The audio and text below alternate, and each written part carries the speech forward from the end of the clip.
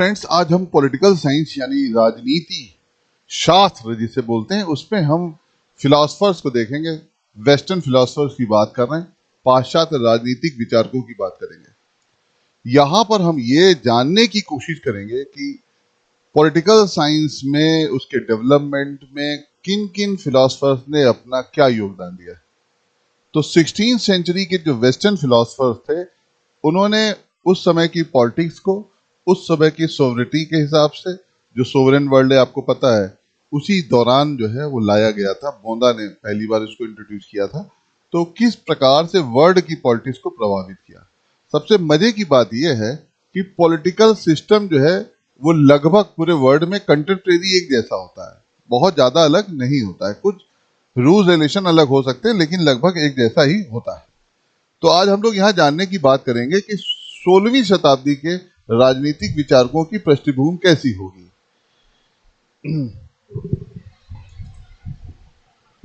16वीं शताब्दी के जो राजनीतिक विचारक हैं किस प्रकार से काम करेंगे।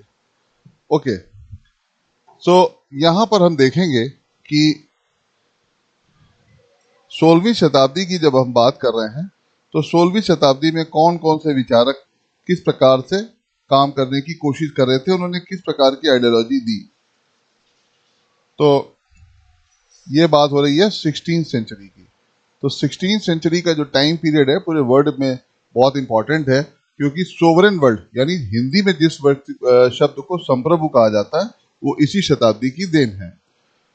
परिचयात्मक पाश्चात्य राजनीतिक विचारकों के इतिहास में हमने प्राचीन यूनान के आरंभ से लेकर ग्रीक के राजनीतिक विचार की समीक्षा देखी थी। हमने देखा कि यूनान के नगर राज्यों के स्वरूप और यूनानी मस्तिष्क के प्रधानता बुद्धि प्रधान चरित्र से किस प्रकार प्लेटो और अरस्तु के राजनीतिक विचारकों को निर्धारित किया।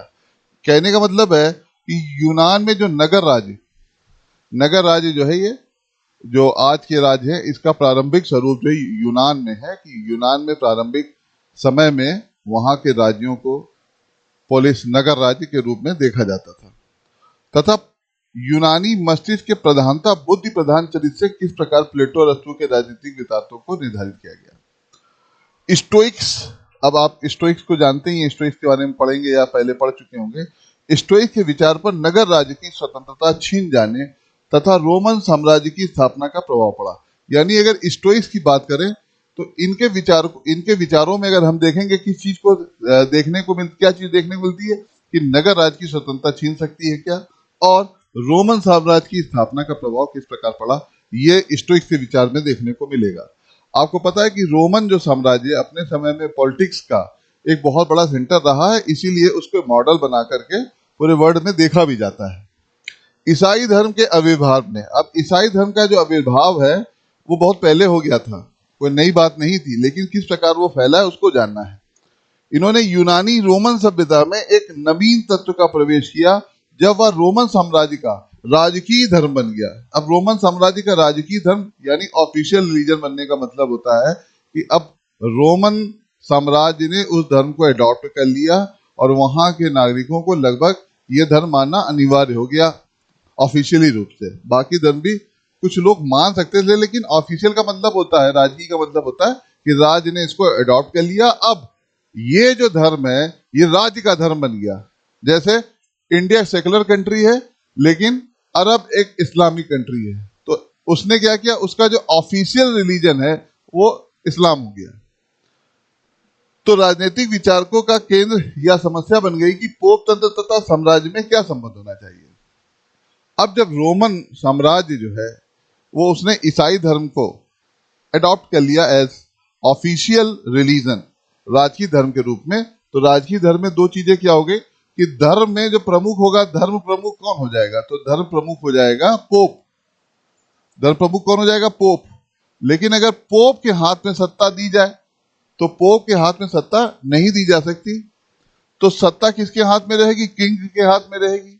ऐसी कंडीशन में किंग और पोप का क्या संबंध होना चाहिए। जब किंग की बात कर रहे हैं तो उस समय का किंग जो है वो किस फॉर्म में है, स्टेट की फॉर्म में है, यानी किंग राजा ही एक प्रकार से राज्य है, क्योंकि कानून बनाने की जो सीधी पावर है वो किसके पास में, किंग के हाथ में है। हमने यह भी देखा कि पश्चिमी यूरोप में राष्ट्र राज्य के आविर्भावों तथा 16वीं शताब्दी में सांस्कृतिक पुनर्जागरण और सुधार आंदोलन ने किस प्रकार मध्यकालीन यूरोप की आधुनिक यूरोप में परिवर्तित कर दिया। यानी हम बात कर रहे हैं धर्म सुधार, या एक और बात कर रहे हैं पुनर्जागरण की। तो पुनर्जागरण जो है मध्यकाल की एक बहुत बड़ी घटना है। अब इसने क्या कर दिया था, इसने उस समय के पुनर्जागरण क्या किया, उस समय के समाज पे, उस समय के राजनीति में, उस समय की कला में बहुत बड़ा प्रभाव छोड़ा। तो उस समय का जो राज्य था वो कैसा राज्य बन गया। बात हो रही है सांस्कृतिक पुनर्जागरण और सुधार वाली। तो आधुनिक यूरोप, जब आधुनिक यूरोप की बात करते हैं तो पूरे वर्ल्ड में ये वर्ड आधुनिक रूप से पहचाने जाने लगा। यानी आधुनिक भारत, आधुनिक यूरोप, आधुनिक अरब, लगभग आधुनिक शब्द जो था उस समय कहीं ना कहीं प्रयोग किया जाने लगा, क्योंकि धर्म पे बुद्धि की प्रधानता हो गई। एक वर्ड में अगर कहे तो धर्म के ऊपर बुद्धि की प्रधानता हो गई, विचारों की प्रधानता हो गई, और आधुनिक राजनीतिक विचार की आधारशिला रखी। और आधुनिक राजनीतिक विचार का केंद्र बिंदु क्या हो गया, तो आधुनिक राजनीतिक विचार का केंद्र बिंदु क्या हो गया, राष्ट्र राज्य। अब राष्ट्र राज्य जो है, राष्ट्र राज्य कैसा हो गया, राष्ट्र राज्य जो है वो किस प्रकार की बात करने लगा। राष्ट्र राज्य जो है ये धर्मनिरपेक्ष तथा संप्रभुता पूर्ण होने का दावा करता है। राष्ट्र राज्य, इसमें दो तत्व हैं, पहला क्या है धर्मनिरपेक्ष और दूसरा है संप्रभुता पूर्ण। अब धर्म का निरपेक्ष का मतलब क्या हो गया कि राज्य का कोई धर्म नहीं है। धर्मनिरपेक्ष का मतलब क्या है, राज्य का धर्म नहीं है, यानी कोई भी रिलीजन जो है ऑफिशियल रिलीजन नहीं है। और संप्रभुतापूर्ण, संप्रभुतापूर्ण का मतलब है कि आंतरिक और बाह्य, इंटरनल एक्सटर्नल जो पावर है वो उसी के पास में है। किसके पास में, राष्ट्र राज्य के पास में। फिर हम बात करते हैं 17वीं सेंचुरी की। 17वीं शताब्दी में राजनीतिक दार्शनिकों ने मुख्य अनुराग या तो निरंकुशवाद के समर्थन में या नागरिकों की स्वतंत्रता को सुरक्षित रखने के लिए उसके ऊपर आक्रमण करने में दिखलाया। अब दो चीजें हैं यहाँ पे, राज्य की स्वरूप की बात हो रही है। राज्य या तो निरंकुश होगा, निरंकुश का मतलब है राज्य के ऊपर किसी का नियंत्रण नहीं होगा। निरंकुश का मतलब क्या हो गया, किसी का नियंत्रण नहीं होगा। ये निरंकुश का मतलब ये हो गया कि कोई भी सीमा उसके ऊपर नहीं होगी, सीमा नहीं होगी। ये निरंकुश का मतलब ये हो गया, ठीक है, यहाँ पे ये मतलब हो गया। और नागरिकों की स्वतंत्रता को सुरक्षित रखने के लिए उसके ऊपर आक्रमण करने दिखलाया। यानी नागरिकों की स्वतंत्रता का मतलब क्या है, मध्यकाल में और आधुनिक काल में ये स्वतंत्रता शब्द जो है ये अपने आप में एक अलग शब्द देता। आज के समय में स्वतंत्रता का मतलब अलग अलग राज्यों में, अलग अलग देशों में अलग तरीके से देखा जाता है, लेकिन उस समय की स्वतंत्रता कहीं पे कर्तव्य के रूप में भी है और कहीं पे स्वतंत्रता कोई काम करने देने की छूट भी है। छूट में भी क्या है, कुछ सीमाएं लगाई गई हैं या कुछ बिल्कुल भी ऐसे ही दे दिया गया है। तो दोनों तीनों चीजों को समझते हुए चलना है। यदि एक और बोंदा और हाफ्स ने निरंकुशवाद का पक्ष ग्रहण किया, तो बोंदा जो है वो संप्रभुता का जनक है, फादर ऑफ सोवरेनिटी है, और हाफ्स उसी चीज को आगे बढ़ाता है। और इन्होंने क्या किया, निरंकुशवाद का, ये दोनों ही लोग क्या बोल रहे हैं, ये दोनों ही लोग बोल रहे हैं कि राजा जो है यानी किंग के ऊपर किसी प्रकार का कोई अंकुश नहीं होना चाहिए। राज्य और राजा जो है दोनों स्वतंत्र होना चाहिए। अगर वो किसी के कंट्रोल में रहता है तो वो अच्छे डिसीजन नहीं ले पाएगा, और राजा जब फ्री हो जाएगा इन सब चीजों से तो राजा सर्वोच्च हो जाएगा और प्रजा को उसकी बात माननी पड़ेगी। और प्रजा को इसलिए बात माननी चाहिए क्योंकि राजा जो है वो क्या है, दैवी अवतार है, और अगर सभी लोग इसकी बात नहीं मानते तो वो विद्रोह का रोल हो जाएगा। इसलिए इतना बड़ा ये जो है तंत्र बनाया गया है। अब दूसरी ओर जो लॉ आ जाते हैं, लॉ क्या बोलते हैं, इन्होंने संवैधानिक शासन का समर्थन किया। लॉ कहते हैं कि राजा जो है उसके ऊपर कुछ सीमाएं होनी चाहिए, क्योंकि राजा जो है वो लोगों ने चुना है। राजा ने लोगों को नहीं चुना है, लोगों ने राजा को चुना है। इसलिए संवैधानिक शासन होना चाहिए, एक संविधान होना चाहिए, और संविधान का शासन जो है वो लागू होना चाहिए, निरंकुशता नहीं होनी चाहिए। रूसो ने क्या बोला? रूसो बोलते हैं सर्वांगीण संपन्न लोकप्रिय संप्रभुता का पक्ष पोषण किया। अब लोकप्रिय संप्रभुता का मतलब है लोगों द्वारा चुनी गई, लोगों द्वारा जो चुनी गई सरकार है। रूसो जो है आधुनिक युग में अगर देखा जाए तो डेमोक्रेसी के बहुत बड़े ये बिंदु हैं, बहुत बड़े आधार हैं, ठीक है। लोकप्रिय संप्रभुता का मतलब हो जाता है डेमोक्रेसी। क्लियर हो रहा है इतना? मॉन्टेस्क्यू, मॉन्टेस्क्यू ने भी व्यक्तिगत स्वतंत्रता के पक्ष में अपना योगदान दिया। तब स्वतंत्रता, समानता, भ्रातृत्व का नारा देती हुई फ्रांस की महान क्रांति आई। मॉन्टेस्क्यू जो है वो दो चीजें कहते हैं। मॉन्टेस्क्यू बोलते हैं कि एक तो क्या होना चाहिए, शक्ति का पृथक्करण होना चाहिए, सेपरेशन ऑफ पावर होनी चाहिए, यानी एक ही व्यक्ति के हाथों में सारी शक्तियां नहीं होनी चाहिए। जुडिशरी, एग्जीक्यूटिव, लेजिस्लेटिव, ये सभी पावर अलग अलग होनी चाहिए। अब यही जब विचार फ्रांस में पहुंचते हैं तो फ्रांस में इन्हीं विचारों को आधार मान करके क्रांति हो जाती है और पहली बार डेमोक्रेटिक सरकार लाने की कोशिश की जाती है। और उस क्रांति को नारा दिया जाता है स्वतंत्रता, समानता और भ्रातृत्व। स्वतंत्रता, समानता और भ्रातृत्व। स्वतंत्रता किसकी होनी चाहिए? नागरिकों को। समानता किसकी होनी चाहिए? नागरिकों को। और भ्रातृत्व का भाव होना चाहिए नागरिकों में। ये तीनों चीजें नागरिकों के ऊपर निर्भर हैं। फिर हम बात करते हैं, ये क्रांतिकारी घोष शब्द यूरोप में एक छोर से दूसरे छोर तक गूंज उठे। मैंने बोला ना कि यूरोप जो था इनका एक केंद्र बन गया और सभी देश, यानी भारत के संविधान को भी देखें तो आज उसमें यही चीजें देखने को आपको मिलती हैं, स्वतंत्रता, समानता, भ्रातृत्व। तो यूरोप कैसे छूट जाता था? यूरोप तो पूरा जन्मदाता था इन सब विचारों का, और उन्होंने जन साधारण को न केवल अपने वैध शासकों बल्कि आगे चल के नेपोलियन के निरंकुश शासन का भी सामना करने के लिए प्रेरित किया। अब यहाँ पे एक शब्द यूज हुआ है, वैध शासकों।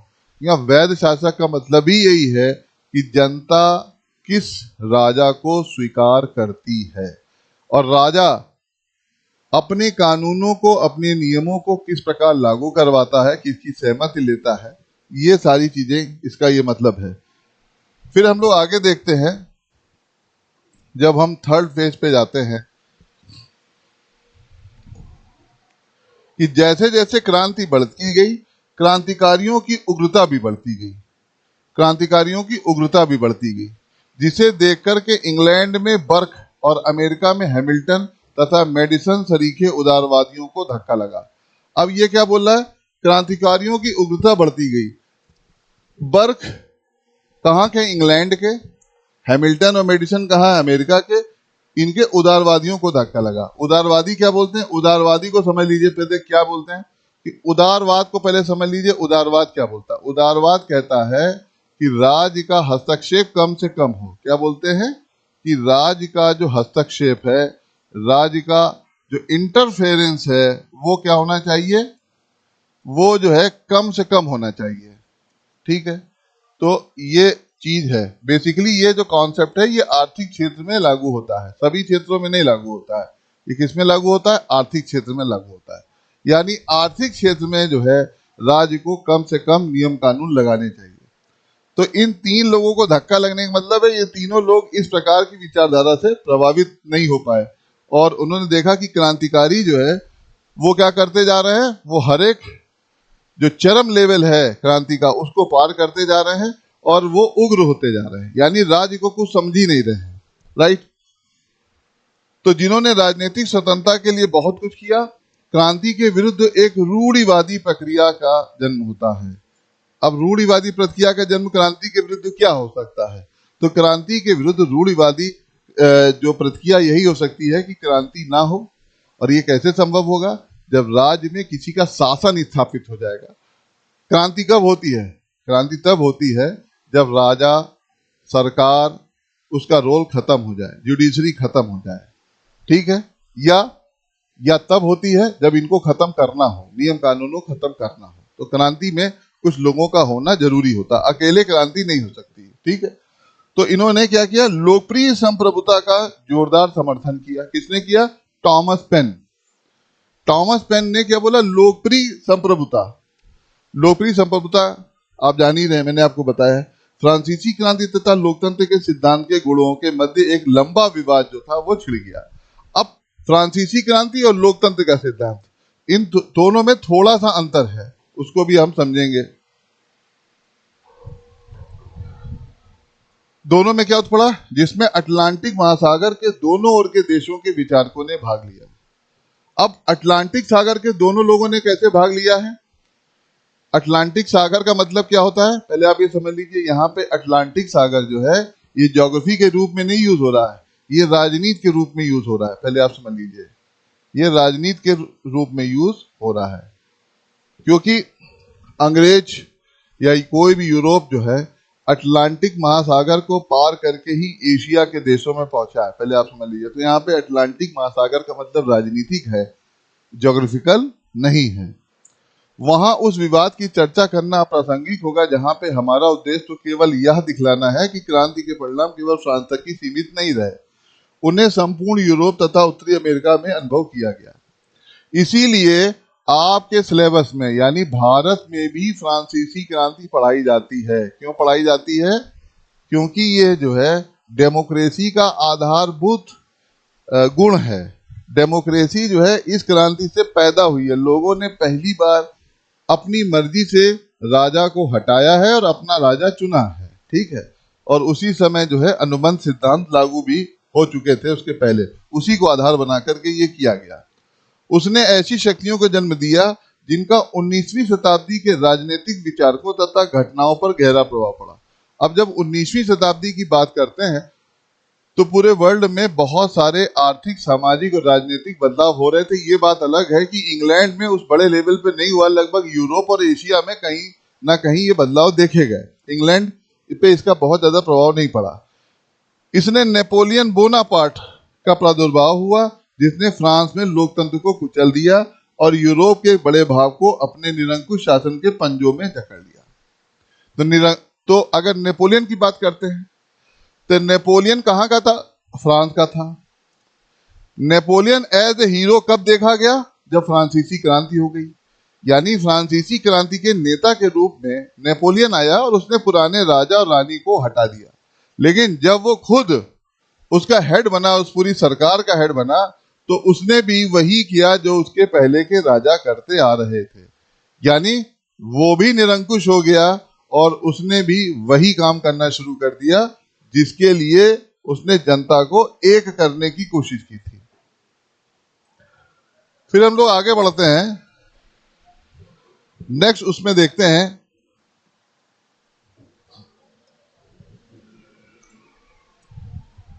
जिन प्रदेशों को नेपोलियन ने जीता था उसमें देशभक्ति तथा राष्ट्रीय भावना उमड़ पड़ी। शुरुआत की बात हो रही है, जिसके फलस्वरूप वह राष्ट्रवाद जो कि कुछ शताब्दियों से पनप रहा था, 16वीं शताब्दी में मानव मस्तिष्क को प्रभावित करने वाला प्रधान तत्व बन गया था। यहाँ पर इंग्लैंड, जर्मनी और ऑस्ट्रिया हंगरी की संधि, वाटरलू के युद्ध के बाद यूरोप के चित्त का पुनर्निर्माण का उल्लेख करना तो आवश्यक न होगा। केवल इतना कहना पर्याप्त होगा कि उस शताब्दी में संविधान निर्माण का कार्य इतने बड़े पैमाने पर हुआ जिसका जोड़ मानव जाति के इतिहास में नहीं मिलता है। फ्रांस के क्रांति के अतिरिक्त एक दूसरी क्रांति भी हुई जो आरंभ तो 18वीं शताब्दी में हुई, किंतु जिसके प्रभाव पूर्ण रूप से 19वीं शताब्दी में जाके प्रकट हुए, और वो थी औद्योगिक क्रांति। अब हम लोग बात कर रहे थे फ्रांस की क्रांति, तो आपको पता है कि फ्रांस की क्रांति जो है वो 18वीं शताब्दी में हुई थी, लेकिन उसका प्रभाव कब पड़ता है? औद्योगिक क्रांति। और आपको पता है औद्योगिक क्रांति यूरोप में तो हुई, लेकिन मेनली जो है वो कहाँ हुई थी? इंग्लैंड में हुई थी। प्रमुख रूप से इंग्लैंड में ही औद्योगिक क्रांति हुई, तो पूरे यूरोप में थी, लेकिन का जो सेंटर था वो इंग्लैंड था, जिसने जीवन की भौतिक स्थितियों में एक आमूलचूल परिवर्तन कर डाला।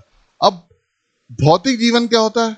भौतिक जीवन का यहाँ पे मतलब हो गया कि जीवन चलाने के लिए जिन पदार्थों की जरूरत पड़ती थी, जैसे पैसा, जैसे सुख सुविधाएं, जैसे रोजगार, जैसे बस्तियां, जैसे शिक्षा, आधुनिक उपभोग करने वाली चीजें, ये सब भौतिक जीवन के अंतर्गत आती हैं।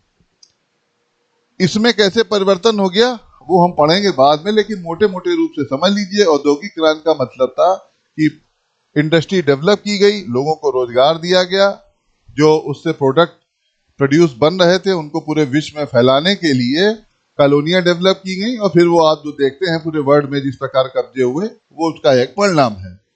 2000 वर्षों से भी अधिक समय में मानव जात ने जिस विचार और व्यवहार को अपना रखा था, उसकी इन 2 पीढ़ियों में ही काया पलट हो गई। यानी इसके पहले जिन 2 विचारों की बात हम कर रहे हैं, वो विचार क्या है? नगर राज्य है, राष्ट्र राज्य है, राजा है, निरंकुशता है, संप्रभुता है।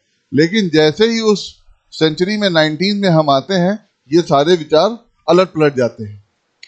16वीं तथा 20वीं शताब्दी के राजनीतिक विचारकों को भली प्रकार से समझने के लिए उस परिवर्तन के विषय में 2 शब्द कह देना आवश्यक प्रतीत होता है, जो औद्योगिक क्रांति के परिणाम स्वरूप हुए थे। औद्योगिक क्रांति का सूत्रपात जो है 18वीं शताब्दी के उत्तरार्ध, जब 18वीं शताब्दी के उत्तरार्ध की बात कहते हैं तो उत्तरार्ध का मतलब क्या हो जाता है? ये 1775 के बाद की बात हो रही है, ये उत्तरार्ध की बात हो रही है। या हम बात अगर ये कर लें, क्योंकि बात हो रही है 18वीं शताब्दी की, तो ये बाद का समय मतलब होता है कि जो भी होगा वो 80-85 के पास का समय होगा, ये उत्तरार्ध का मतलब हो जाता है। जबकि भाप से चलने वाले इंजन का आविष्कार हुआ और मशीनों को चलाने के लिए उसका प्रयोग किया जाने लगा। यानी ये जो सूत्रपात है, ये तभी से माना जाता है जब भाप का इंजन बना लिया गया और उस इंजन को यातायात से ज्यादा जो है मशीनों में प्रयोग किया जाने लगा। 16वीं शताब्दी में लगातार बहुत से विलक्षण आविष्कारों के परिणाम स्वरूप एक महाकाय रूप धारण कर लिया। ये जो 16वीं शताब्दी के जो आविष्कार हो रहे हैं, ये क्यों हो रहे हैं? 2 कारणों से हो रहे हैं। एक ये हो रहा है पुनर्जागरण से हो रहा है, और दूसरा हो रहा है किससे? भौगोलिक खोजों से। ये दोनों चीजें एक साथ जुड़ी हुई हैं, ये दोनों चीजें एक दूसरे से जुड़ी हुई हैं। इसके परिणाम स्वरूप क्या होता है? शिल्पकारी और कृषि प्रधान अर्थव्यवस्था अस्त व्यस्त हो गई। यानी जो व्यवस्था शिल्पकारी और कृषि प्रधान थी, अस्त व्यस्त होने का मतलब है उसका जो रूप था वो बदल गया। अब कृषि प्रधान से जो प्रोड्यूस पैदा हो रहे थे, जो कच्चा पदार्थ मिल रहा था, उसको इंडस्ट्री में यानी फैक्ट्री में ले जाया जाने लगा और उसको प्रोसेस करके नए नए रूप में लाया जाने लगा। ये यहाँ पे इसका मतलब है। यानी अब ये कृषि प्रधान और शिल्प प्रधान जो है वो क्या हो गया? यांत्रिक उत्पादन पद्धति, यानी यंत्र लगा दिए गए, फैक्ट्रीज लगा दी गई, मशीन लगा दी गई, और एक नवीन सभ्यता का जन्म हुआ जो नगरों में केंद्रित थी। अब इसी को नगरी सभ्यता कहा जाता है। नगरी सभ्यता का प्रमुख गुण जो है व्यापार प्रधान या उद्योग प्रधान होता है। पहले तो इसको समझ लीजिए, नोट कर लीजिए।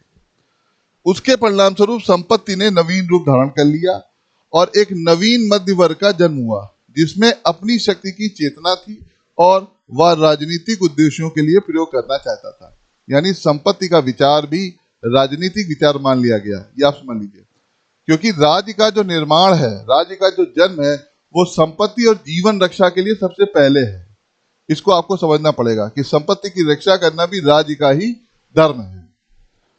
फिर हम लोग अगर संपत्ति के विचार को समझ लें, जीवन को समझ लें, तो आगे समझना आसान हो जाता है। औद्योगिक क्रांति का एक महत्वपूर्ण परिणाम यह हुआ कि जनसंख्या में महान वृद्धि हुई और नगर जीवन की सुविधाओं तथा आर्थिक उन्नति के अवसरों से आकृष्ट होकर बहुत बड़ी संख्या में मनुष्य ग्रामों को छोड़कर नगरों की ओर जाने लगे।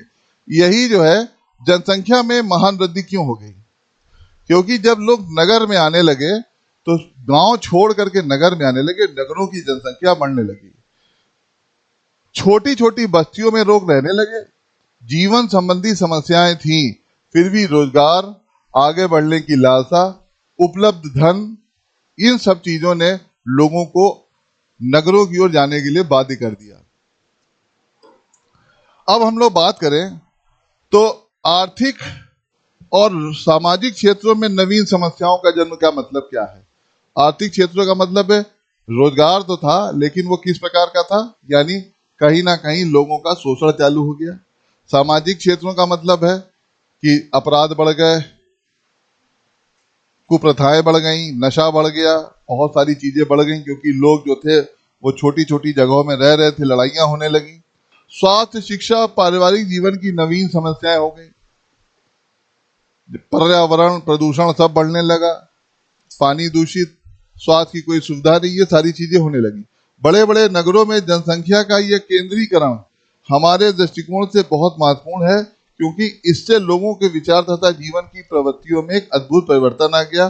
प्राचीन जन रीतियों तथा जन रूढ़ियों का पूर्ण रूप से विनाश हो गया।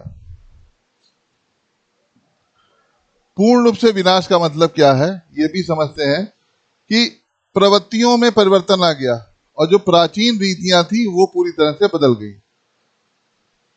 औद्योगिक प्रगति तथा यंत्र कला की निरंकुशता के कारण ही यूरोप, एशिया और अफ्रीका के देशों को पराजित कर सका।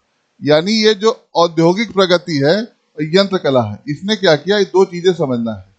औद्योगिक प्रगति ने क्या कर दिया, लोगों में आविष्कार की प्रवृत्ति डाल दी, और जहां आविष्कार आ गया वहां पर नए प्रकार के साधन, नए प्रकार के हथियार, ये सब पैदा होने लगे, यातायात, कम्युनिकेशन, और इसका प्रयोग यंत्र कला में भी देखने को मिलता है। जैसे अब सेना जो है वो बड़े से जहाज पे बैठ के एक स्थान से दूसरे स्थान तक जा सकती थी, उसके भोजन की व्यवस्था भी उसमें थी, बहुत सारी चीजें, मतलब बहुत सारे आविष्कार हो गए। आप पढ़ते हैं जितने भी आविष्कारों का जो काल है, उसी की वजह से इसको आधुनिक युग भी कहा जाता है। टेलीफोन, टीवी तो बात की बात है, तार, जिसने तार के सिस्टम ने भारत की क्रांति को भी कुचलने का बहुत बड़ा काम किया था। तो इन दोनों ही चीजों ने पूरे वर्ल्ड पर यूरोपीय सभ्यताओं को स्थापित कर दिया। इसीलिए जब भी कोई नया देश आगे बढ़ना चाहे तो उनको इन दो क्षेत्रों में बहुत ज्यादा निवेश करने की जरूरत होती है। यानी टेक्नोलॉजी जो है उस कंट्री को सेव कर सकती है। इसीलिए टेक्नोलॉजी जो है जब तक मानव जीवन के लिए अच्छी नहीं होगी, तब तक टेक्नोलॉजी से सिर्फ और सिर्फ विनाश हो सकता है। इसलिए मानव जीवन का होना अच्छा है। 19वीं शताब्दी में यूरोप द्वारा होने वाला अन्य देशों का शोषण, यानी हम लोग बात कर रहे हैं उपनिवेशवाद की, उपनिवेशवाद या उपनिवेशीकरण, आप इसको समझ सकते हैं। नवीन नवीन मंडियां बना दी गई, अन्य देशों का शोषण चालू कैसे लगा, वहां की अर्थव्यवस्था डाउन हो गई, वहां के लोगों को दास बनाया जाने लगा और अपनी चरम सीमा पे जा पहुंचा। इंग्लैंड ने भारत पर अपने पंजे को बढ़ा कर लिया, बर्मा तथा मलाया को भी हड़प कर लिया और उसका प्रभाव पूर्व में चीन तक और पश्चिम में ईरान तक छा गया। यानी कि अगर आप टेक्नोलॉजी को अपने हाथ में कर सकते हैं तो पूरे विश्व को अपने हाथ में कर सकते हैं। इंग्लैंड ने ये करके आपको दिखा दिया। इसी प्रकार अफ्रीका को इंग्लैंड, फ्रांस, बेल्जियम और जर्मनी ने आपस में विभक्त कर लिया। यह भी बड़ी अच्छी कहानी है कि अफ्रीका को मैप पर ही बांट लिया गया था कि कौन कौन से यूरोप के देश जो है उसके ऊपर किस भाग पर अपना कब्जा जमाए रखेंगे। आगे चलकर इटली भी इस साम्राज्यवादी दौर में सम्मिलित हो गया और इस प्रकार हम देखते हैं कि 16वीं शताब्दी साम्राज्यवादी प्रसारण की या प्रसरण की शताब्दी थी। साम्राज्यवाद के उत्थान का राष्ट्रवाद की भावना के उत्थान से भी घनिष्ठ संबंध था। यहाँ पे 3-4 शब्द यूज हुए हैं, जैसे साम्राज्यवाद। साम्राज्यवाद को आपको समझने का मतलब है कि यानी साम्राज्य को बढ़ाना, साम्राज्य को बढ़ाना, लेकिन कैसे? सैन्य शक्ति के साथ बढ़ाना। सैन्य शक्ति, साम्राज्यवाद तभी बढ़ सकता है जब सेना ज्यादा हो, और सेना बढ़ाने के लिए आपको ज्यादा से ज्यादा आर्थिक प्रगति करनी पड़ेगी, यानी आर्थिक क्षेत्रों में आपको अपने आप को लाना पड़ेगा। दूसरा हो रहा है राष्ट्रवाद। राष्ट्रवाद की भावना, राष्ट्रवाद का मतलब होता है जब किसी पर्टिकुलर भौगोलिक क्षेत्र में रहने वाले लोगों की एक समान भावना किसी देश के लिए सामूहिक भावना का काम करे या सामूहिक एनर्जी का काम करे, ऊर्जा का काम करे, तो वो राष्ट्रवाद हो जाता है। यानी राष्ट्रवाद के लिए जरूरी नहीं है कि वो जो उस भौगोलिक क्षेत्र का व्यक्ति हो वहीं पे रहता हो। भारत का आदमी इंग्लैंड में रह के भी राष्ट्रवादी हो सकता है, अमेरिका में रह के भी राष्ट्रवादी हो सकता है, लेकिन ये क्या है? सामूहिक भावना है, आध्यात्मिक भावना है जो किसी एक क्षेत्र से जुड़ी हो सकती है। फिर हम लोग बात करते हैं आगे, जिसका उल्लेख हम पहले ही कर चुके हैं। यह कहना गलत ना होगा कि गत तथा वर्तमान शताब्दी की दो महान शक्तियां अर्थात आर्थिक राष्ट्रवाद और साम्राज्यवाद, ये दोनों औद्योगिक क्रांति की शस्त्र थी। यानी अगर हम आर्थिक राष्ट्रवाद की बात करें, आर्थिक राष्ट्रवाद का मतलब हो गया कि किसी देश के लोग ये महसूस करने लगे कि पूरे वर्ल्ड में हमारी आर्थिक नीतियां, हमारी आर्थिक पद्धति, व्यापार, कृषि, यही पे इस पे हमारा हक सबसे पहले है और पूरे विश्व का बाद में है। तो ये प्रकार से आर्थिक राष्ट्रवाद है। और दूसरा तो साम्राज्यवाद में आपको बता ही चुका हूँ, ये औद्योगिक क्रांति की सृष्टि है। औद्योगिक क्रांति का एक अन्य परिणाम भी उल्लेखनीय है, जिसका राजनीतिक विचार के ऊपर राष्ट्रवाद की भावना के विकास की उपेक्षा कहीं अधिक गहरा प्रभाव पड़ा है। उद्योग धंधे के यंत्रीकरण ने उद्योग के क्षेत्र में मालिक तथा मजदूर के बीच पुराने संबंध को एकदम बदल दिया और एक नए श्रमिक वर्ग को जन्म दिया। यानी फैक्ट्री में काम करने वाले लोग जो है वो सिर्फ मालिक और मजदूर ही हो सकते थे, क्योंकि यहाँ पर जो संबंध था वो उत्पादन की पद्धति और परिणाम में उत्पादन की मात्रा के ऊपर निर्भर करता था। यानी अगर कोई फैक्ट्री ज्यादा उत्पादन कर रही है तो वहां पे फैक्ट्री के मजदूर और मालिकों का संबंध जो है वो पूर्णतः आर्थिक ही होगा, किसी प्रकार की पूर्व की भावना नहीं थी। लेकिन ऐसी जगह पे जहां पे सिर्फ उत्पादन ही एकमात्र सफलता का कारक है, वहां पे शोषण बढ़ जाता है। 16वीं शताब्दी के पूर्वार्ध में सरकारों ने 18वीं शताब्दी के लेजर फेयर का मतलब होता है, ग्रीक वर्ड है कि हमारे काम में इंटरफेयर मत करो। बेसिकली ये आर्थिक क्षेत्र में ही होता है, ठीक है, जैसे आप उदारवाद में देखते हैं। तो आर्थिक विषयों में हस्तक्षेप न करने की नीति को ही लेजर-फेयर कहा जाता है। इसके सिद्धांत को अपनाए रखा और आर्थिक क्षेत्र में स्वच्छंद प्रतिस्पर्धा के सिद्धांत की दुदुम्बी बजती रही, जिससे परिणाम स्वरूप पूंजीपति मालिकों ने मजदूरों का निर्दयता पूर्वक शोषण किया। अब इसको आसान शब्दों में और समझने की कोशिश करिए। जहां पे लेजर-फेयर आता है, लेजर-फेयर का मतलब होता है कि सरकार लोगों को छोड़ दे कि अपने हिसाब से कीमत तय करे, प्रोडक्ट की अपने हिसाब से नियम कानून बनाए, और हमको सिर्फ प्रॉफिट से मतलब है, हमको सिर्फ टैक्स से मतलब है, चाहे 1 रुपए की चीज 2000 में बिके। इसी को लेजर फेयर के रूप में देखा जा सकता है। कहीं कहीं पे सरकार जो कल्याणकारी प्रवृत्ति की होती है, इसमें कुछ चीजों पे अंकुश बनाए रखने की कोशिश करती है। ये देश के अपनी नेचर और प्रकृति पर निर्भर कर सकता है। फिर हम लोग आगे बढ़ते हैं इसमें और ये देखने की कोशिश करते हैं कि उस समय और कौन कौन सी विचारधारा जो है वो बढ़ रही है।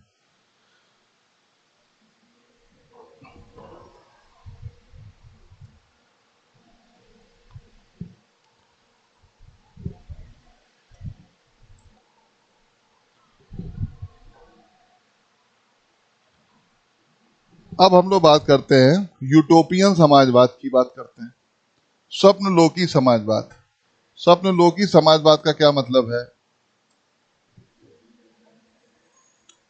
इसके लिए आपको पहले समाजवाद को समझना पड़ेगा। जब पूंजीवाद था, पूंजीवाद का मतलब हो गया, पूंजीवाद था जब, पूंजीवाद का मतलब हो गया जहां पर सिर्फ और सिर्फ आर्थिक क्रियाओं में लाभ को ही केंद्र माना जाता है, अधिक से अधिक लाभ, और सारी की सारी जो चीजें हैं वो किस पर निर्भर करती हैं? अर्थ पर निर्भर करती हैं, यानी पूंजी पर निर्भर करती हैं। पूंजी का निवेश हो, पूंजी प्राप्त हो, अधिक से अधिक लाभ हो, ये सारी व्यवस्था पूंजीवाद कहते हैं। तो यहाँ से क्या हुआ? यहाँ से शोषण बढ़ गया। अभी आपने पढ़ा था कि मालिक और मजदूर के बीच के जो संबंध थे वो श्रमिक के रूप में आ गए। अब उससे निपटने के लिए समाजवाद का सिद्धांत लगाया गया। समाजवाद का सिद्धांत क्या बोलता था? समाजवाद का सिद्धांत ये बोलता था कि जो आर्थिक उत्पादन हो रहा है या किसी भी प्रकार के जो रिसोर्सेज हैं, संसाधन है, संसाधन जो है वो किसी प्रकार के संसाधन हो, उनका वितरण जो है, और वितरण यानी डिस्ट्रीब्यूशन, वो कैसा होना चाहिए? समान होना चाहिए और सबको बराबर से मिले। ये मुख्य रूप से है समाजवाद का जो मुख्य मतलब क्या है? संसाधनों पर किसका वितरण होना चाहिए? समाज का वितरण होना चाहिए। समाज ही बांटेगा, और किस तरह बांटेगा? समान रूप से बांटेगा। यानी एक व्यक्ति को अगर एक आइसक्रीम मिलनी है तो किसी भी व्यक्ति को 2 ना मिले। अगर एक परिवार में 10 लोग हैं तो 10 आइसक्रीम मिलनी चाहिए, भले उसकी कीमत कुछ भी हो। समाजवाद ये भी कह रहा था कि अगर एक परिवार में दो लोग हैं तो उनको दो ही आइसक्रीम मिले, दो से ज्यादा ना मिले। ये यूटोपियन समाजवाद इसलिए बोला गया क्योंकि ये संभव नहीं था। चीजें कीमतों पर निर्भर करती हैं। 100 रुपए में अगर आप कोई चीज खरीदने जाते हैं तो आप ये नहीं कह सकते कि मेरे घर के अंदर 5 लोग हैं तो आप 5 बर्गर दे दीजिए, भले उससे बर्गर की कीमत 100 रुपया हो। तो कुल मिला के इसीलिए इसको यूटोपियन कहा गया। हालांकि ये बहुत बड़ी विचारधारा, मैंने संक्षिप्त में आपको बताने का एक प्रयास किया है। फिर मार्क्स आया, इसने समाजवादी विचार को एक नवीन दिशा दी और उसे वैज्ञानिक आधार पर रखा। 19वीं शताब्दी के उत्तरार्ध तथा 20वीं शताब्दी के पूर्व के राजनीतिक विचार की मुख्य विशेषता है सामाजिक पुनर्निर्माण के समाजवादी तथा साम्यवादी सिद्धांत का व्यापक प्रचार। समाजवादी से एक स्टेप आगे साम्यवादी आ जाते हैं। साम्यवादी कुछ ज्यादा कुछ नहीं कहते हैं, सिर्फ एक स्टेप आगे रहते हैं। साम्यवादी ये बोल देते हैं कि जो भी है वो सबके लिए बराबर है और किसी एक का उसके ऊपर अधिकार नहीं है। योग्यता का मापदंड जो है, उससे बड़ा मापदंड जो है वो आवश्यकता का हो जाता है। साम्यवाद में योग्यता जो है काम पाने का आधार है, समाजवाद में योग्यता के आधार पे काम है, ठीक है। लेकिन साम्यवाद क्या बोल रहा है? साम्यवाद बोल रहा है कि कोई व्यक्ति इंजीनियर है तो इसका मतलब ये नहीं कि उसकी सैलरी ज्यादा होनी चाहिए। वो बोले इंजीनियर है, ठीक है, आप अपना काम करिए, अगर मजदूर के परिवार में ज्यादा लोग हैं तो सैलरी उसकी ज्यादा होनी चाहिए। ये साम्यवाद बोल रहा है, ठीक है। थोड़ा सा अंतर है, बहुत ज्यादा अंतर नहीं है। तो मार्क्स ने इसको वैज्ञानिक आधार दे दिया और पुनर्निर्माण के समाजवादी तथा साम्यवादी का व्यापक प्रचार जो है वो 20वीं शताब्दी के पूर्वार्ध में हो जाता है। अगर 20वीं शताब्दी की बात करें तो 20वीं शताब्दी का जो टाइम पीरियड है वो 1901 से स्टार्ट होता है और 2000 तक जाता है।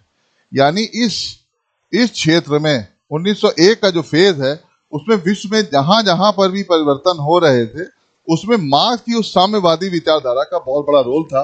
आपको पता है कि रूस में भी 1917 में जो रूसी क्रांति होती है वो सिर्फ साम्यवादी विचारधारा का प्रचार प्रसार करने के लिए ही होती है। उसको हम लोग बाद में बात करेंगे। फिर मार्क्स की बात करें, मार्क्स की शिक्षाओं से प्रभावित होकर नवीन मजदूर वर्ग में राजनीतिक चेतना आई और वो संगठित हो गया।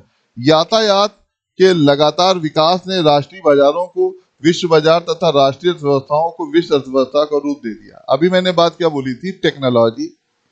टेक्नोलॉजी का यूज प्रोडक्शन में, टेक्नोलॉजी का यूज सिक्योरिटी में, टेक्नोलॉजी का यूज वेपन में, टेक्नोलॉजी का यूज जो है रीच में, हर जगह हो जाने से आपका देश जो है वो ज्यादा प्रगति कर सकता है। तो राष्ट्रीय बाजार को विश्व व्यापार। अब इसका मतलब ये हुआ कि जो राष्ट्रीय बाजार था जिसको हम अपने लिए प्रयोग कर रहे थे उसकी अप्रोच वर्ल्ड लेवल पे हो गई। यानी एक प्रकार से इसको हिंदी के एक शब्द भूमंडलीकरण से आप जोड़ सकते हैं। ग्लोबलाइजेशन से इस कॉन्सेप्ट का लेना देना अच्छा खासा है। फिर राष्ट्रीय अर्थव्यवस्था जो है विश्व अर्थव्यवस्था हो गई। अर्थव्यवस्था में पता है आर्थिक क्रियाओं का लेन देन और आर्थिक क्रियाओं में भागीदारी की बात जब हम करते हैं तो वो अर्थव्यवस्था का एक स्वरूप हो जाता है। फिर बौद्धिक वातावरण में क्रांतिकारी परिवर्तन 19वीं शताब्दी में केवल आर्थिक क्षेत्र में अद्भुत क्रांति नहीं हुई। जब आर्थिक क्षेत्र में कभी भी कोई क्रांति होगी तो उसका आधार जो है या उसका प्रभाव जो है समाज और राजनीति पे जरूर पड़ेगा। ऐसा नहीं हो सकता है कि बिना आर्थिक प्रगति में परिवर्तन आए और कोई प्रभाव में ना आए, ऐसा हो ही नहीं सकता, ठीक है। उस समय बौद्धिक जगत में भी उतनी ही क्रांति आई। 1856 में डार्विन के जगत विज्ञान ग्रंथ, डार्विन के जो उनका ग्रंथ है ओरिजिन ऑफ स्पीसीज के पब्लिश ने क्या बोल दिया, एक हलचल उत्पन्न कर दी। उसमें प्रतिपादित किया विकास का सिद्धांत। और विकास का सिद्धांत क्या दिया था आपको पता है, पूरे वर्ल्ड जानता है। डार्विन का विवाद, डार्विन का जो सिद्धांत है क्या बोलता है? डार्विन क्या बोलता है कि जो मजबूत है वो रहेगा, जो मजबूत नहीं है वो नहीं रहेगा। मैं रूप से विकास का ये बहुत बड़ा उन्होंने दे दिया। विकास की भाषा में सोचना उस युग का एक फैशन हो गया। यानी हर देश हर समाज विकास की बात कर रहा था, आर्थिक चेतना से ज्यादा बौद्धिक चेतना की बात करने लगा। यानी बौद्धिक चेतना जो थी वो एक बहुत बड़ा प्रचार तंत्र बन गई और धर्म तथा मानवीय व्यापार विषयक मनुष्य की परंपरागत धारणा जिन सरल मान्यताओं पर आधारित थी उस सत्यता में संदेह होने लगा और उनका परीक्षण किया जाने लगा। विज्ञान ज्ञान की प्रगति से मानव की धार्मिक आस्था का आधार हिल उठा और शिक्षा के प्रसार के फलस्वरूप सर्वसाधारण के मन पर से परंपरा तथा धर्म का अधिकार जाता रहा। यानी वैज्ञानिक प्रगति का परिणाम क्या होता है कि धार्मिक आधार जो था वो हर धर्म में विज्ञान को तलाशा जाने लगा, और जहां जहां पे विज्ञान नहीं दिखता था वहां उस धर्म की मजाक उड़ाई जाती थी। उस धर्म के नियमों को जो है पाखंड या इस नाम से जाना जाता था कि भाई इस धर्म का कोई वैज्ञानिक आधार नहीं है। इसीलिए आज भी हर धर्म में विज्ञान को तलाशे जाने की कोशिश की जाती है ताकि उसका मजाक जो है न उड़ाया जा सके। राजनीतिक विचार के ऊपर प्रभाव किसका पड़ता है? फ्रांसीसी क्रांति, औद्योगिक क्रांति तथा प्राविधिकी प्रगति। अब प्राविधिक का मतलब क्या है? टेक्नोलॉजी, तकनीक। जो परिवर्तन आए वे 16वीं शताब्दी के राजनीतिक विचार में पूर्णतः प्रतिबिंबित होने लगे थे। पुनर्जागरण की जो बात है वो 15वीं शताब्दी से चालू होती है और उसका प्रभाव जो है वो बाद में भी देखा जाता है। फ्रांसीसी क्रांति 1789 ये आप देख सकते हैं, ठीक है। औद्योगिक क्रांति आप देख सकते हैं। तो इस काल का राजनीतिक विचार बहुत से असंबद्ध विचारों का एक जमघट सा बन गया। यानी ये जो पूरा फेज था इसमें कई सारे विचारों ने जन्म ले दिया। पूंजीवाद, लेजर-फेयर, समाजवाद, साम्यवाद, यूटोपिया, बहुत सारे विचार पैदा होने लगे। एक और तो हम उपयोगितावादी सिद्धांत को प्रतिबोधित होते हुए देखते हैं। अब उपयोगितावादी सिद्धांत किसका है? उपयोगितावादी सिद्धांत जो है वो किसका है? वो बेंथम का है। बेंथम। और बेंथम क्या बोलता है? उपयोगितावादी सिद्धांत को समझ लीजिए। उपयोगितावादी सिद्धांत बोलता है कि सबसे अधिक सुख किस चीज से मिल सकता है, जो मेन चीज है। यानी कोई भी काम ऐसा होना चाहिए जिसका प्रभाव सबसे ज्यादा पड़ रहा हो। ये मेनली उपयोगितावाद है, ठीक है। समाज को व्यक्ति के सुख रूपी साध्य का एक साधन मात्र समझता है। यानी सुख ही सब कुछ है। उपयोगितावाद को तो सुख मिलना चाहिए, हर कार्य में सुख मिलना चाहिए, चाहे प्रेम हो, चाहे कष्ट हो, चाहे लड़ाई हो, चाहे झगड़ा हो, चाहे संपत्ति हो, चाहे अनाज का उत्पादन हो, किसी भी चीज में क्या होना चाहिए? सुख होना चाहिए। तो उपयोगितावाद ने सुख की बात करनी चालू कर दी, इसीलिए उपयोगितावाद को सुखवाद भी बोलते हैं। सुखवाद, ठीक है। और इसके प्रणेता, इसके जो फाउंडर है वो कौन है? बेंथम है, ठीक है। ये आपको समझ में आ गया। दूसरी हम आदर्शवादियों को पाते हैं जिनके विचार का केंद्र बिंदु संपूर्ण समाज है और जिसके साथ वे व्यक्ति का सामंजस्य करना चाहते हैं। आदर्शवादी दो प्रकार के हैं। या तो वो राज्य की बात करते हैं, राज्य बहुत अच्छा होना चाहिए, राज्य किसी के कंट्रोल में नहीं होना चाहिए, और समाज की बात करते हैं, ठीक है। तो ये आदर्शवाद हो गया। कई प्रकार के वाद हैं जो आपको समय समय पर समझने हैं, और इन जो फिलोसफर से वो भी समझना है कि किस फिलोसफर ने किस बात के ऊपर क्या बोला है, किसका विरोध किया है, किसको फायदा पहुंचाया है। तो कुल मिला के हम अगर ये देखें इस प्रसंग में, हम मेन तथा सविग्नी सरीखे विचारों को भी नहीं भूल सकते जिनका अध्ययन पद्धति कैसी थी? ऐतिहासिक अध्ययन पद्धति थी। इनकी अध्ययन पद्धति कैसी है? ऐतिहासिक है। उस शताब्दी के उत्तरार्ध में मार्क्स तथा एंजल्स दो लोग हैं। आपको पता है जो पूरा साम्यवाद है उसमें मार्क्स तथा एंजल्स दोनों लोगों के विचारों की देन है, जबकि हम मेनली पढ़ते मार्क्स को हैं। इनके सिद्धांतों ने राजनीतिक कल्प विकल्प पे बड़ा प्रभाव डाला। पूंजीवाद, स्वतंत्र व्यापार और प्रतिस्पर्धा के सिद्धांतों पर जिनके ऊपर गत युग का सामाजिक ढांचा आधारित था, मार्क्स तथा एंजल्स ने कड़ा प्रहार किया और उनसे प्रेरणा प्राप्त करने वाले विचारकों ने सामाजिक पुनर्रचना के विभिन्न सिद्धांतों को प्रतिपादित किया। अब सामाजिक पुनर्रचना क्या है? सामाजिक पुनर्रचना क्या बोलती है कि शोषण नहीं होना चाहिए, समानता होनी चाहिए, स्वतंत्रता मिलनी चाहिए, विचार विवेक की स्वतंत्रता हो, वोट देने की स्वतंत्रता हो, किसी के साथ शोषण ना हो। इवन मनुष्य को इतनी स्वतंत्रता हो कि वो जिससे चाहे, जहां चाहे व्यापार कर सकता है, रह सकता है, खा सकता है, पी सकता है, अपने धर्म को मान सकता है, जिससे चाहे विवाह कर सकता है, जिसके साथ चाहे रह सकता है। ये सारी चीजें जो हैं वो इसके अंतर्गत आती है, सामाजिक पुनर्रचना के अंतर्गत आती है। इससे बड़ी चीज क्या है? लिंग भेद नहीं होना चाहिए, लड़के लड़की में कोई असमानता ना हो, स्त्री को बराबर का अधिकार मिले, मत देने का अधिकार हो, शिक्षा का अधिकार हो। ये सारी चीजें जो है ये सामाजिक पुनर्संरचना में आती है। तो आप समझ सकते हैं कि ये सारी की सारी चीजें एक साथ या एक काल या एक समय में नहीं हुई, इसके ऊपर भी टेक्नोलॉजी का प्रभाव पड़ा है। और विकास के क्रम में टेक्नोलॉजी समाज, अर्थव्यवस्था, राजनीति, राज्य, ये सब एक साथ परिवर्तित नहीं होता है, एक का प्रभाव दूसरे के ऊपर पड़ता है। अगर आप बहुत अच्छे इकोनॉमिकल स्टेटस में है तो इसका मतलब है कि आपका समाज जो है वो चेंज हो चुका है या हो जाएगा। अगर आप बहुत अच्छे समाज में रह रहे हैं जहां पे सबको समानता से सारी चीजें मिल रही हैं, तो वहां पे असंतोष कम होगा, विद्रोह कम होगा, लोग मिलकर के रहेंगे। समझ में आ रहा है? और लोगों को अपना कार्य करने की स्वतंत्रता मिलते रहने से वहां पर किसी भी प्रकार का कोई वाद विवाद नहीं होता बड़े लेवल पर। ये माना जाता है कि वो समाज, वो राज्य जो है आदर्श के रूप में है। इसीलिए आप देखते हैं समलैंगिक विवाह को छूट दी जा रही है। दया याचिका, मृत्यु, जो दया मृत्यु है उसको भी कहीं ना कहीं स्वीकार किया जा रहा है। लोग स्वेच्छा से अपना जेंडर भी चेंज करा सकते हैं। ये सारी चीजें किस लिए मिल रही है? एक आदर्श समाज के लिए मिल रही है। हालांकि राज्य का नेचर चेंज होने से उसके प्रति सहमति असहमति अवश्य हो सकती है, लेकिन मैं आपको बात कर रहा हूं कि विकासवादी समाज कैसा हो सकता है। हम 19वीं शताब्दी के राजनीतिक विचारकों में एक बड़ी भारी विविधता पाते हैं। यह बात उल्लेखनीय है कि इस युग में यद्यपि लोकतंत्र तथा निरंकुशवाद की परस्पर विरोधी विचारधाराओं पर तीव्र वाद विवाद हुआ। किस पे हुआ? लोकतंत्र, यानी जनता के हाथ में कितना अधिकार मिलना चाहिए इसके ऊपर, और निरंकुशवाद यानी कि राजा या राज्य का जो रोल है क्या होना चाहिए, क्या वो किसी के कंट्रोल में होना चाहिए या नहीं होना चाहिए, सबको कितनी बात माननी चाहिए, इन दोनों में वाद विवाद हुआ। कि विचार की प्रवृत्ति स्पष्ट रूप से लोकतंत्र की ओर ही दिखाई दी, यानी विकासवादी समाज या विकासवादी राज्य में लोकतंत्र एक प्रमुख तत्व के रूप में देखा जाने लगा। और ये इतनी फैशनेबल या ऑन डिमांड चीज हो गई कि हर राज्य जो था, हर राजा था, वो कहीं ना कहीं अपने आप को लोकतंत्रात्मक दिखाने की कोशिश करने लगा।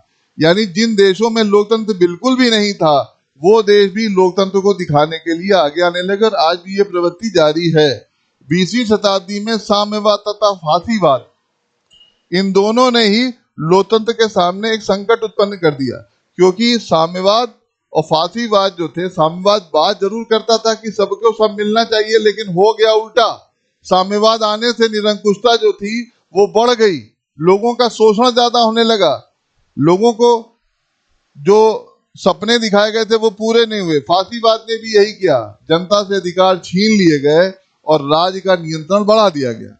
राज्य की संप्रभुता के परंपरागत सिद्धांत पर बहुवाद ने जो आक्रमण किया, उसके फलस्वरूप विधि के स्वरूप तथा उसके राज्य के साथ संबंध के विषय में नवीन सिद्धांत पैदा हो गया।